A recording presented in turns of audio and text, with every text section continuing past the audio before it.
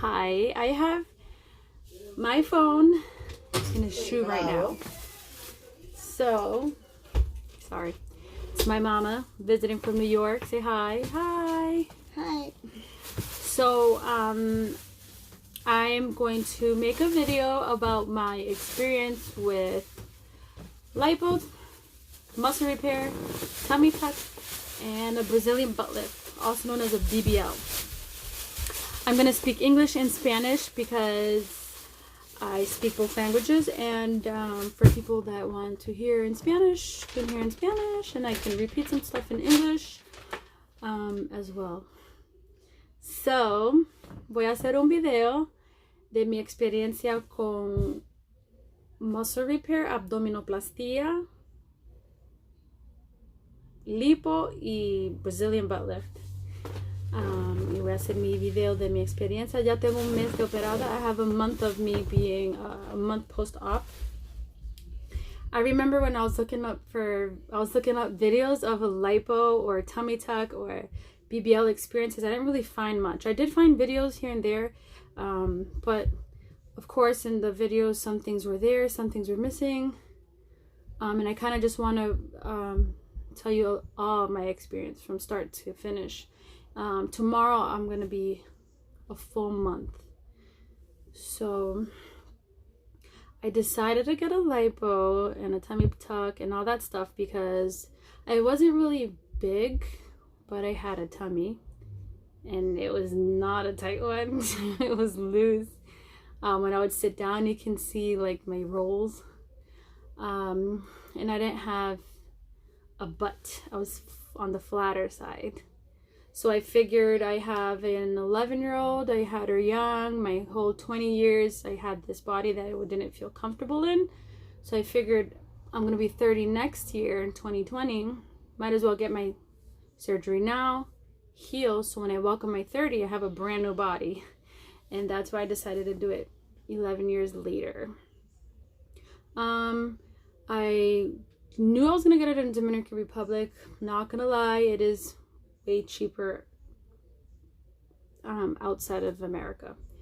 So I had researched some doctors. I know that my friends had surgery done before, and she gave me her doctor. I'm not going to mention the name, it doesn't really matter, but she gave me the doctor that she had surgery with, and I kind of liked her body, and I was like, okay. I had done the consultation with him. I was about to just kind of book my surgery with him, but for some reason I held off on it. And then one time I was at the beauty parlor, the salon, and I saw a girl. She just walked in and she was kind of like, and I was like, what happened? And she showed me that she had just gotten a BBL and a tummy tuck, and she had showed me her faja. She's like, I'm at 28 days post-op, and she looked amazing. I said, damn, who did your surgery? And she told me about Dr. Judicelis. His name is John Paul Judicelli Sava. That's his full name, and he's in Dominican Republic. She showed me his Instagram, so I was looking up his pictures and his videos and things like that. And she had told me about a recovery home that she went on for. She was there for about 14 days, and she told me that the recovery home that she went to is called Spa Medical JM. The owner is Jacqueline Marrero. Sweet lady. I'll talk to you a little more about her during the video. So she told me about how good the food was, how they treated her, how they were all Christians over there. And I come from a background of probably all my friends and family are Christians. And I really like that idea. So I was like, that other doctor didn't offer the recovery home. So I said, let me look into his Instagram. I looked at his before and after pictures, and I just was like, wow, like this doctor does miracles. Crazy. I saw some really crazy before pictures and some really nice after pictures. I was sold just on his before and after pictures, and then about the recovery home too as well. So the good thing about Judicelli was that as soon as I hit him up, for an email consultation like he asks you to. They answered right away with all the information that I had asked for. The pricing. He said to send him some pictures of my stomach, sideways, and my bum from the back. I took all those pictures. I sent to him. I got a quote right away. I got 2 or 3 options I can choose from. I decided to go with the lipo, the muscle repair, tummy tuck, and the Brazilian butt lift because I thought that's what I was more self-cautious about. I can wait on my breast if I ever wanted to do them at a later time. It's because he had told me that doing them all together was just too risky. It was a lot of surgery. So I decided with that option. I got the price. He answered all my questions. And what was cool as well is that his assistant was on top of things. But what I really liked about Giulicelli was that I hit him up on Instagram directly. I forgot what it was for. It was through his messages. I forgot what I asked him, and he answered right away. And I spoke directly with the doctor, which made me feel even more comfortable because yes, he has an assistant, but it's good to talk with the doctor directly. It's just, I don't know, it made me feel more comfortable. And he answered me right away. He answered all my questions. And he wasn't like, ask my assistant. No, he spoke with me directly, and I love that about him. So I booked my trip. I got there September 2nd, but I didn't go directly to him. They offered transportation to pick you up, and they offered transportation to drop you off. What was included in that package was my surgery, was about 2 medicines, was about mostly the all the tests besides the cardiologist is separate, you know, the x-rays and all this, the blood count, the pregnancy test, all those stuff are included. The medical home, the recovery home, excuse me, was also included in that pricing, which I thought was amazing. They gave me 10 days at the recovery home. And 1 faja was included in that, which was good. It saved me $130. And that what was included in his packaging that I chose. And I figured if I ever needed 10 more days, if I ever needed more days after the 10 days, I can always pay it separately. So I booked my flight for the 2nd. I didn't go directly to him. I went to Bani. Yeah, that's where my husband's family is from. I stayed with them for a week. I got there on a Monday. The next Monday, the 9th, was my surgery. That's my mom. Sorry. The 9th was my surgery. I know that I went a few days before my surgery date to get the test done. The cardiologist, my x-ray, everything came out good. My blood work, good. He's like, you're all set. I paid my balance in full that Friday before Monday the 9th. I was the first one to get surgery. This is where the fun part begins. I'm going to talk to you a lot, but I'm going to talk to you from the beginning to the end of the a whole month of what I've been going through. So I get there. They bring me to this room. I'm with my sister-in-law, my father-in-law, and my father-in-law's girlfriend. They went with me. I got into the scrubs, my hair thing for my hair, and all I remember was drinking this blue pill. I've heard a lot of people in previous videos talk about that blue pill. Amazing. It's a blue pill. She's like, here, this is gonna calm you down, because I do suffer from anxiety. I was really nervous. I was just like, you know, it's going under general anesthesia for so long. You're getting a really big procedure. I was just nervous. So I drank that blue pill, and I don't remember anything. I remember waking up in this room, and I wasn't the only one in the room. I remember just kind of waking up, going back to sleep, waking up. So one of them, then I had enough strength to talk. I was nervous. I was like, am I alive? And someone yells like, yes, like in Spanish, sí. And I was just like, oh, thank God. So I knew I had made it past the surgery, but I don't remember anything else besides the pill. But my sister-in-law said that I had spoken to the doctor. He told me this and this is what I'm going to do and blah, blah, blah, blah, blah. I don't remember none of that, which is weird, because my other surgery that I had a laparoscopy done on, I remember everything. Going to the talking to the doctor, going to the surgery room. I remember everything, but I don't remember my lipo and talking to the doctors before. But I woke up, and then I was brought back to my room, and I was in pain. I was right away. My back was hurting so bad, and then my buttocks was hurting. Now, I was kind of asking myself, I'm like, how am I going to survive this? How am I going to lay on my butt for so long when it hurts to even sit on it? Like, I'm dying. It hurts so bad. So I got some medicine, and then the pain on my bum went away, which is amazing. So after I got that medicine, I was like, okay, this is doable. Like, I don't feel it so much on my bum. Now it's just my back. So I stayed there overnight with my sister-in-law. She was able to stay with me. I got my medicine every time I needed it. I was okay. It wasn't the worst pain ever. Not gonna lie. Now, the second day on Tuesday, they brought me right to the medical spa, JM, which was literally probably like 4 minutes down the road from the clinic, which was amazing. Like, I didn't have to go far at all. It was a few turns here and there, and then boom, we're there already. Excuse me. So we got there. I am greeted by the staff there, and I remember it was Carolina.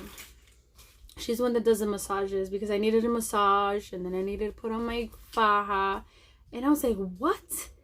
After surgery, like not even 24 hours, I'm gonna go through this massage is supposed to be touching me where I just got surgery, and put this faja on, which everyone knows the fajas. I don't know how to say faja in English. Do you know how to say faja in English, Mom? Gurney, guard? I don't know. The faja. It's very constrictive and very, and I'm like, how? And now I remember telling Carolina, I was like, I'm going to say it in Spanish because they speak Spanish. I was like, ¿Cómo tú pretendes que yo me ponga en esto? Like, how? Like, how do you expect me to get in this? Like, how do you expect? And she's like, we do it all the time, girl. You're just going to have to do it. So you went through the worst part of it. Now she's like, you made it. So suck it up, buttercup, basically. So I got my massage. It was okay. It wasn't too bad. I don't know if she went, the second day she didn't go too bad. I put that faja on, and I had the drainage as well. So she moved the drainage to the side. My right side I had the drainage, and then it was like a little thing like this big, maybe. Like a little pouch, and it would take your drainage out of your stomach, all your fluid and all your blood. But I have to carry that around with me everywhere. And it was right here, my right side. About here, the tube would come out. So I'd have to walk around with that, have the faja on, and it was very uncomfortable. At this point, I'm feeling it. To me, the meds that I got over there, I would get them every 12 hours. Like I want to say 7 or 8 o'clock in the morning, and then I get it again at 7 or 8 o'clock at night. That's all I got for pain. And I didn't really feel like it helped. But the nurses said that it's because it's trauma to your body. What really is hurting you is your lipo. The lipo is what really hurting you. It's not really so much pain. And it is true. I wasn't in so much pain. I was very, very, very, very uncomfortable. With the lipo on the back, it was so bad. The lipo in the stomach, the drainage, so uncomfortable. Having to empty that and walk around with it. If I moved too much, like I would feel like a very, very, very strong burning sensation on my right side. That was the worst, having that drainage there. But I survived the second night. Whew. Now we're talking about the third day. The third day, I was really sick. I want to say on Tuesday. Yes, Tuesday. Tuesday, I got there in the morning. I want to say Tuesday in the afternoon. For some reason, I was very nauseous. I don't know if it was because of the anesthesia coming back up, or I was super, super nauseous. I was super dizzy. And it was like, you got to drink more water. I'm like, I am drinking. Like, I don't feel good. And everyone's like, you got to drink more water. You got to relax. Because I do have anxiety. I even brought my anxiety meds with me and things like that, and they weren't working. I had taken it that Tuesday. It didn't do anything for me. And I was like hyperventilating. I know that since I got to the recovery home, they said my pressure was fine. My blood pressure was fine, but my heart, how do you say that? My heart was beating fast, but not my blood pressure. I don't know if that makes sense. So they're like, you need to relax. It's high, and that's probably why you're feeling that way. And I was like, no, like, you need to bring me to the hospital. I don't feel good. It's what I say, bring me to the hospital. So that was on Wednesday, because I went from feeling like that on Tuesday, feeling that on Wednesday. I just couldn't take it anymore. So I was basically like, bring me to the hospital. And they brought me to the hospital, and as soon as the nurse saw me, she's like, you are so dehydrated. Let me see your mouth, let me see your tongue. She's like, you are so dehydrated. So they gave me a suero. That's what they call it in Spanish. I don't know, I forget what they call it in English. I get it a lot when I'm at the hospital. I'm having like a brain freeze. What do they call it? When you're sick and as soon as you get in, the doctors always put it in you. What is it called? A suero. I don't know what it's called. It's like that water, that saline water. I don't know. So she gave me one of those. I finished it and I felt so much better after. So I was really dehydrated. So that's very important for you to drink a lot of fluids. And I thought I was drinking enough fluids, but no, you need to drink fluids because you're going to be peeing a lot. You're going to be peeing a lot. And your blood's coming out of the drainage, your little pouch is getting full, you're using the bathroom a lot. Like, you need to drink a lot of water, like a lot of fluids, juice. That's another thing. They were trying to give me like smoothies. I'm lactose intolerant.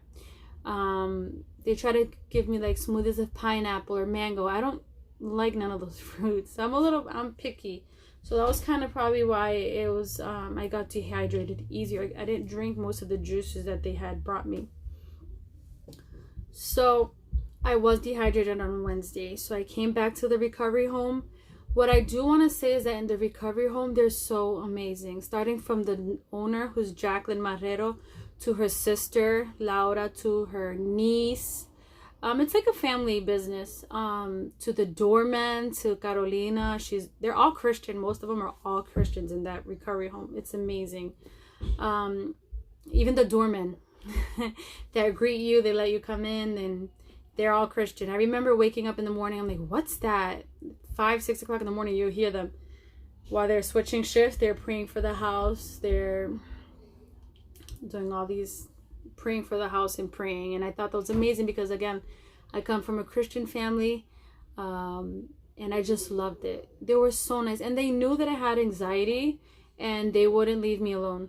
They would stay with me, like at night, like either Isis, which she's my favorite, Isis would stay with me. Laura would stay with me. They would have different doctors that would stay with me, or nurses. I don't know if they were doctors or nurses, but they would stay literally in the same room with me because Jackie knew on Wednesday, she's the one who brought me she's like, I am not leaving this hospital until they say that you're okay.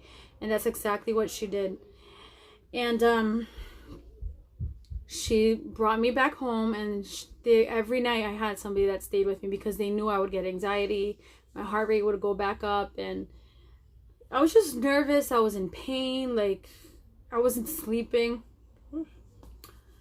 But they're amazing at that house. So I get back on Wednesday. Everything's all set. I go to the room. I'm just trying to heal at this point. I'm just like trying to relax. Like, you were just dehydrated. I was drinking more water now. I was definitely drinking more water, more juice. I was forcing it, even though I felt full. I felt like Tikes of the faja. So, the food at Spa Medical JM. Just thinking about it brings me back memories. They cook so good, and the portions they give you, probably like 2 things of rice like this, and you would be like, that's nothing. Like, what do you mean? Yeah, they know what they're doing. There's these small portions, but that filled me up, and the food was amazing. They portioned it perfectly. The food was so tasty. She gave me a mix of rice, a little plátano, a lot of protein, because you need to eat protein. She gave me vegetables. I would have a snack here and there. You get 3 meals a day. They were all delicious. Breakfast, you can order what you want. Lunch and dinner. Lunch, you got what they cook, and dinner, you ask for what you want, and the food was amazing. Everyone there was just always checking in on me. Labori, they call me Labori because I'm Puerto Rican. They would know that I was nervous, so they'd check in on me a little more. They would, make sure you're drinking water. They would pray for me, which I loved. I think the first night I got there, they prayed for me because I was hyperventilating. I was crying because I was in pain. I was like, why did I do this? It wasn't worth it. I was fine. They're like, yeah, we hear that all the time. But when you get better, girl, you're going to be like, this is why you did it. I was in so much pain. I don't want to know about anybody. I was like, I don't care. Just give me a pill to put me to bed. I don't want this. And I would be crying, like literally crying and hyperventilating. And the thing about this is that you're so tight. The faja is so tight. It's hard for you to breathe. I would have this machine that I would breathe into. And I would breathe inward. And you're supposed to, it's an exercise. You're supposed to do it 10 to 15 times every 20 minutes. I didn't do that. I forgot. But while I was hyperventilating, I was trying to do that exercise. It didn't work. They just pray for me, and it would calm me down. Like they would literally hug me and press my, comb my hair back and pray like, God, like give her strength, and just amazing. I would pray with them, and this would be like an everyday thing. And I'm so grateful for Jackie, for Laura, Carolina, everybody. So I would get my massages every day at the recovery home. I got 10 massages because I was there for 10 days. So I got my surgery on a Monday. And I saw the doctor on Thursday. Nothing. I went with my drainage still. She didn't really do much. She just changed the bandage. She checked it. She said, you're healing good. My doctor, Judy Saley, was like, you are swollen, but nothing too crazy. You're not really that swollen. They cleaned the incision for me, my belly button. They wrapped it up. Okay, see you on Monday. I went on Monday. Now, Monday's 7 days post-op. Again, they cleaned my incision. They checked me out. You're like, you're doing good. So this is where I was getting a little nervous because I'm in Dominican Republic. I did have my husband's family there, but I was missing my husband. I was missing my daughter. Like, I just want to go home. It's not my bed. I'm not sleeping. I didn't sleep, and I still don't sleep that well. And this is 29. Tomorrow would be 30 days. Today's 29 days, and I'm still not sleeping. That's a whole different story. So I was missing my family and my husband and my daughter. I was like, I just want to go back home. Like, Dominican was fun, but now I want to go home. So I asked her, I was like, so what do you really think? Like, do you think, like you said, I'm really not that swollen. My incision looks good. That Monday, whew, let me tell you, before that, this drainage that I had on was the worst. Like, if I would move a certain way, I would feel automatic burning sensation right at the incision where I had my drainage on. So it would be so painful. So that Monday, we're talking about 7 days later, I was nervous. I was like, I don't want to have a lot of fluid that I can't take my drainage off. So I'm laughing because this guy's like right here. I was nervous. I was like, I just want to take this drainage off. That means maybe I can fly home sooner. So she looks at me. She's like, yeah, you can. She took out the drainage. Oh, let me tell you, that is the worst.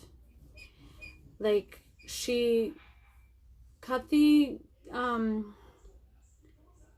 do you call that, the stitches that were holding the drainage in place. She cut that. She's like, hey, I'm gonna go pull, lift up your bum. And when she pulled, all I felt was a burning sensation, like my hip was on fire, and I screamed. And she's like, girl, I didn't do nothing. I'm like, well, it hurts. Like, what do you expect me to do? I was like literally screaming. She's like, okay. She gave me a minute to, get myself back together. And then she pulled, she's like, I'm going to pull it again. You shouldn't feel it. So she did pull it. And then I didn't really feel the burning sensation anymore. I guess it was stuck. So when it gets stuck, it's pulling on you. It's hurting you. So that's why I felt like it was burning me. And that's why when you move at a certain, it's the drainage moving. It's the tube moving. So when she pulled it, I didn't hurt after that. All I did was I really felt the tube coming out slowly. And that wasn't painful. She took it out. She cleaned it out. She cleaned my incision and covered it up again. And I said, so let's be honest. Do you think I have to really wait for the 14 days? My last days this Thursday I really want to go home. She's like, yeah, you should be able to go home. I'm like, what are the risks that I'm gonna be facing? She's like, there's no risk. She's like, trust me, I wouldn't tell you that you'd be able to go home if you weren't ready to go home. I was more worried about going into like air getting swollen. I was really, really, really worried about the blood clot, because I was looking up videos about surgery after and blah blah blah, and you hear all about the blood clots and the swelling. That's what I was really more nervous about. But she said I was able to go home on that Thursday, which should have been 10 days post-op. To me, I thought it was early, but I didn't care. As long as she said I was fine to fly, I was ready to go home. Because I know once I was home, I'd be better. I'd relax a little better. I had my daughter, my husband. Like, I was going to be better than, over there. Even though they were so friendly and they made me feel so comfortable. I didn't need anything over there. But again, I'm not home. I'm not in my country. So she's like, okay, I'll see you right before you leave. So I went to see her on Wednesday. She said, you look good. She cleaned my drainage. She said, you can't shower until about that Friday. I was like, I don't care. I just want to go home. So come Thursday, this is 10 days post-op. As soon as she told me I can fly home, I had bought the tickets already. So I already knew it was even Thursday. I think it was 1 o'clock in the afternoon. I was like, I'm ready. So I left on Thursday. I did get the wheelchair, which I thought was cool. As soon as you get to the airport, you ask for the wheelchair. Somebody comes and gets your suitcases. They bring you everywhere in the airport where you need to go. Like, you can cut lines. I was like, yes, I love this. So I made it, and the guy, I don't know what they're called. Oh, the flight attendant. He's like, did you get surgery? Because I was in the wheelchair. I had my butt pillow. I'm like, yeah. He's like, well, I think you should loosen up your faja, because another lady was here a few weeks ago. She felt like she couldn't breathe. We had to loosen up her faja, and she was able to breathe. And I was like, ooh, so nervous. My doctor had already told me to go with my faja in the last one. And then when I got back home, I can change into the faja, the second faja, which was medium, because I had gotten into a large faja. In those 10 days, I went from my large faja, from the first buckle to the last buckle, in just 10 days. So I had already got my second faja, which is the medium size, which would be the second one, which is smaller. But she told me, don't fly with that one because you're going to be too tight. Fly with the large on the last one until you get home. So during the whole flight, I was like moving my legs around. I was walking. I didn't care. I walked to the bathroom in the front. I walked to the bathroom in the back. I was drinking a lot of liquids. I was moving my feet. I was stomping them up and down, because I was worried about the blood clot. I was like, I am not going to get a blood clot on my watch. I don't care. These people were seeing me standing up, standing down, standing up, standing down, walking over here, walking over there. I don't care. Let me tell you, I did not swell during the flight, and I never swelled after the flight, which is weird, because everybody that I've known that has flown from DR, even later than me, they waited a month to fly, they swelled up. Like their ankles, their feet, everything was swollen. I didn't have no problem. I was more nervous than anything. I made it back home. I didn't swell. My feet didn't swell. I didn't have problems breathing.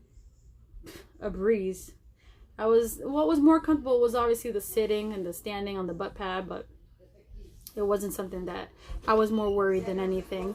So what had happened when I got home after that, hi, that's my daughter, Jaylene. Hi. So when I get home, I remember it was a Thursday. I got home, everything okay. I went to my bed and I slept for the first time since surgery. It wasn't the best sleep, but I slept, and I was like, yes, I knew it. I just knew I had to come home around my surroundings, my bed, my house, and I would sleep. Yeah, right. I haven't slept ever since. It's sad. But so now we're talking about what, 10 days after? So what was really hurting me in those 10 days was the lipo, was the pain in your back. Like, you feel like it's cement. Like, I kept saying that, and they're like laughing, and I'm like, it feels like my back is made out of cement, and it's super sensitive. It was hard. how do I say that? Like the massages too. When she would massage me, I felt super sensitive. It was just, I was hurting all around.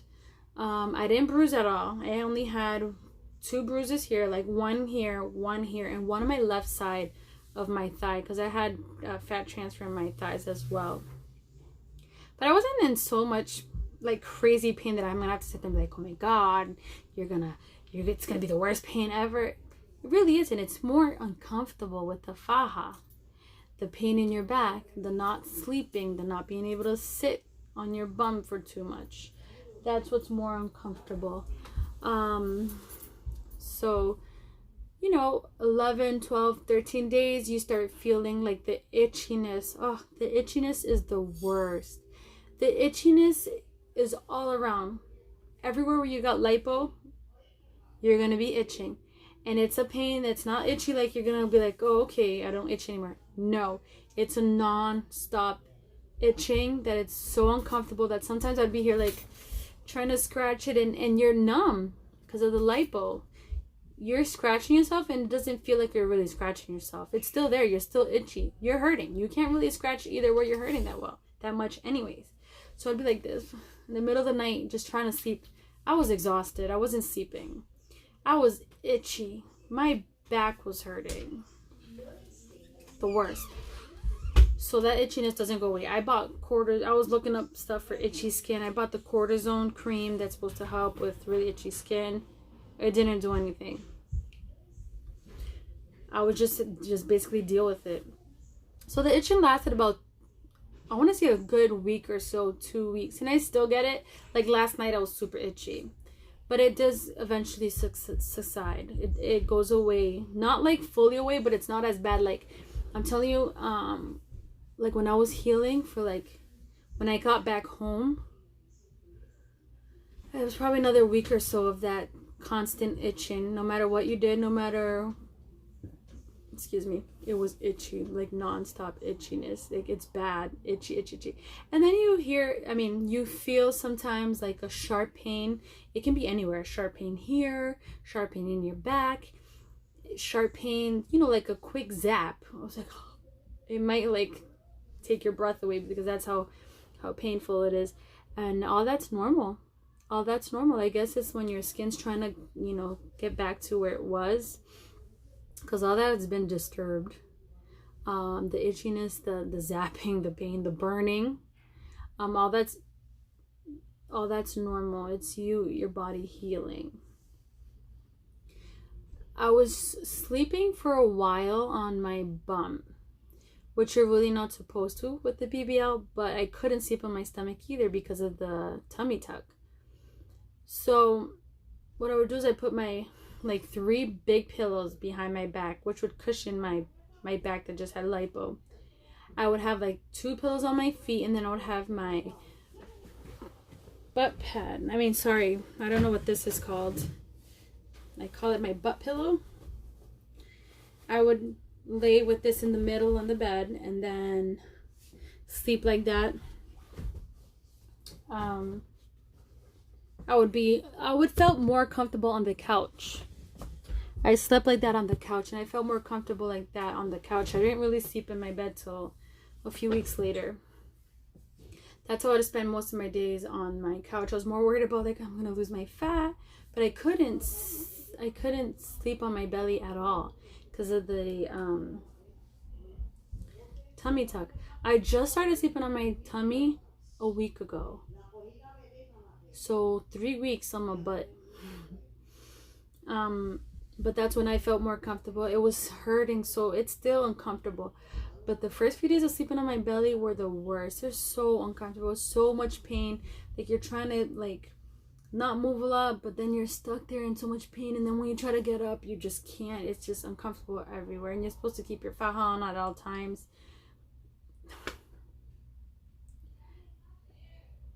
Yeah, it's that bad.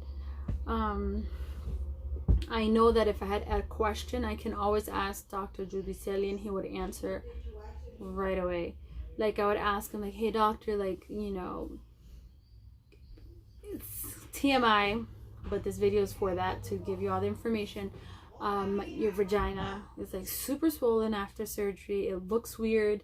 Like the faja has like this little opening for you to be able to go to the bathroom, but the faja is tight, and it's tight from right on your panty line. So your vagina is literally sticking out of your faja, and it's tight, and I'm like, I feel like my vagina is gonna fall off. He's like, oh, that's all normal. You can loosen up 1 or 2 straps of the faja and you'll be okay. And it's true. Tomorrow's gonna be 30 days, and it's not as bad. It's not as uncomfortable as it was in the beginning. It was very out there, very swollen. It looked dark, very uncomfortable. So I talked about the sleeping. So I just started sleeping on my stomach a week ago, like I said, and I can sleep a little better, but still haven't really had like a good night's rest. What I can tell you about this surgery though is that if you want to do it. It's not an easy recovery though. I mean, I'm 30 days in, and it's like I'm still uncomfortable. I'm still tight. I'm still in pain here and there. Oh, and let me tell you another thing. The lady that does my massages here, when I came back home, I just kept doing the massages every other day, because the massages are very important for you. They help with like the swelling, they help with pain, they help with like, I guess like if you don't do massages, you can get like balls under your skin, and so you got to do the massages when you come back home. I did 10 over there, and I've done here 10 here since I've been home, because I do them every other day or something like that, or every 2 days, or whenever she can see me, I go. So that's really important. Where was I? I'm lost. I'm talking a lot. What I can say though is that the doctor was always there, and he's still there. Like if I text him right now, he would answer, and it would be him, not his assistant. And he's very attentive. He's always answers my questions. I can ask him 10 questions, answer all 10 of them with no problem, because it's a big procedure. I've never done it before. So he makes me feel like, oh, that's normal. Don't worry, that's normal. So my incision healed really well. It didn't get infected. I've heard a lot of stories of a lot of girls saying that their incisions got infected or their belly button got infected. I think why my belly button or my incision didn't get infected was because I didn't shower every day. I'm not gonna lie. I didn't shower for 11 days after my surgery. I showered that Friday, 11 days after, and I didn't, and then that same day, that Friday, I went to see the lady that did my massages. She's been doing it for 10 years. She's seen hundreds of women, and she's like, do not wet your incisions every day. You're gonna get it infected. She's like, do yourself a favor and just do like a sponge bath. You're gonna thank me later. That's exactly what I did. I got nervous when she said that. I was like, I don't need this getting infected. So I wasn't showering every day, I'm not gonna lie. I mean, I was home. No one's gonna be smelling me, only me. So I would do my sponge bath every day though. Like I would be in the sink, I'd clean up and this and that, but I wouldn't shower. I probably showered, now I want to say I've been showering for the last 5 days now. So we're talking about like a whole month almost without a full, I mean, I showered here and there like once a week or something, but now I'm showering every day because my incisions are closed. I know that I had a little problem in my belly button. I'm telling you, like the corner of my nail, it looked like my belly button was like open. It didn't feel. So my neighbor was like, aloe, savila. Aloe, that green slimy stuff. Yes. I sent my husband to get it at the bodega. It was like $2. If anything, I scraped the whole thing. I put it in a bowl. And what I did was that I would take that aloe on a Q-tip and I would put it on my incisions wherever I felt like it was still not really completely dry, and I'd put it on my belly button. So what I do is I do that every time I would get out of the shower, or when I was done with my sponge bath. I had my faja off, so I took advantage. I cleaned my incision. I put Neurosporin on it every night. Yes, I did, Neurosporin.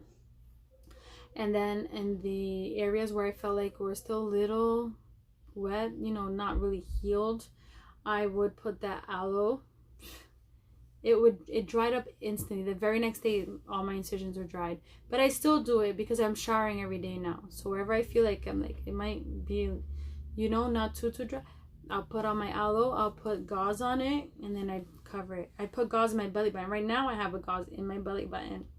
Inside, literally. I had showered, I dried it up. I put my aloe, I put my gauze, and now I have a, how do you call that? A band-aid covering it. Again, I have a gauze under here as well. Right on my pubic bone right here, I have gauze there, just to be on the safe side. So I think that's why I didn't get, none of my incisions are infected, not even my belly button. I'm healing amazing a month later. I am surprised. I mean, the pain level is close to nothing. It's more, again, uncomfortable. The itchy does go away. I got it last night, but again, it wasn't like constant. It was just last night while I was trying to sleep, of course. And it went away. I'm not itchy now. You are going to be super, super, super, super sensitive on your skin, so that's normal. Like when the lady did my massage today, because I went earlier today in the morning, I got my massage, and I was like, are you almost done? Like, I felt even dizzy. I felt like I was gonna like pass out because that's how painful it is. She's like, I'm not doing anything. I was like, I know, but it felt like she has like pieces of glass in her hand, and she's just like, that's how it feels. That's how sensitive my skin is in the back. But I do have feeling. I've been told, and I've seen a lot of videos on YouTube, that you lose sensitivity there. You lose your feeling around certain areas.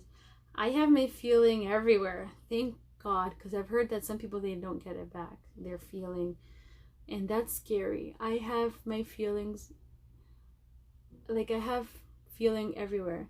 Like in the beginning when I get my massages, when I came back home, this area right here, right under the belly button, this area right here, it felt so hard and I didn't have feeling there. But once that hardness went away, I got my feeling. I have feeling everywhere. Even my back, I have feeling. It's not like I don't feel it. So what I want to say is, like, if you want to get this surgery and you feel like you have low self-esteem, or you just want to, don't ever do it for anybody that tells you, you're fat or your stomach looks weird, you should get, no. Do it for you, because I did it for me, not for anybody else. And even all the pain I went through, the dehydration, the vomiting right after surgery, oh, can you imagine? Like, you're trying to hold your incision, like, whoa. All the sleepless nights, I look at my body, like today I looked at my body, I put on some little shorts, some like stretchy shorts, because you can't put, like, I just put stretchy shorts on and a little bra, and I was like, yes, I would have never been able to wear this without the surgery. And I feel so much better in my body. I feel beautiful. I feel like it is gonna get better, and I know it's gonna get better, and I just feel amazing. And I want you, if you're thinking about doing it, or if you are in the middle of it and you just got your surgery, girl, it does get better. I don't regret it. When I first did the surgery, I was regretting it. That first week, I was like, why did I do this? I wish I didn't have to do it. I was fine. No, I'm fine now. Let me show you my body. It looks weird because I'm still in my faja. Look at this is hilarious. I try to wear dresses when I go out in public because people are going to see this and it looks so weird. This is the faja. That's how tight it is. And then my fat's coming out through here. Because I do have little thighs, but they're so skinny in the faja. But anyways, this is me with normal clothes. Look at my butt. It looks fake because of the faja. Again, it's constricting my butt, so it makes it look that way.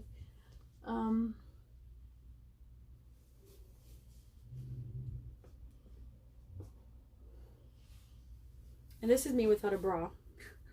Thanks to the gurney. This is me, my faja. This is medium. I'm already at the last one. You can see I'm on the last one of my medium. So I'm gonna have to be getting into a small pretty soon, so that's exciting. Not. So yeah. It looks funny now because the faja, you know, molds your body, but when I take my clothes off, girl, be looking very nice.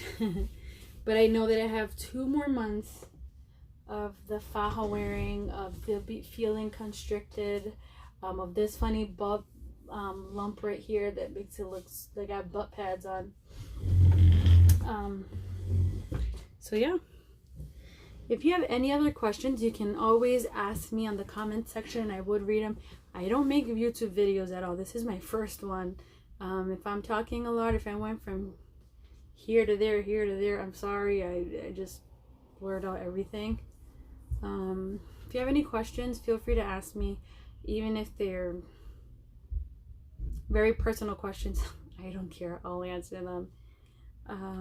So yeah, thanks for watching, and again, good luck if you're gonna get surgery, and it gets better if you're just getting your surgery. It gets better.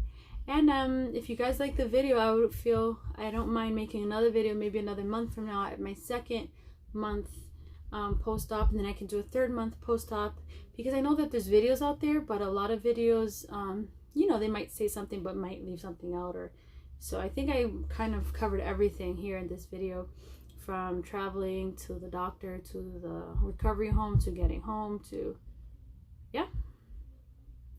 Thanks for watching. God bless.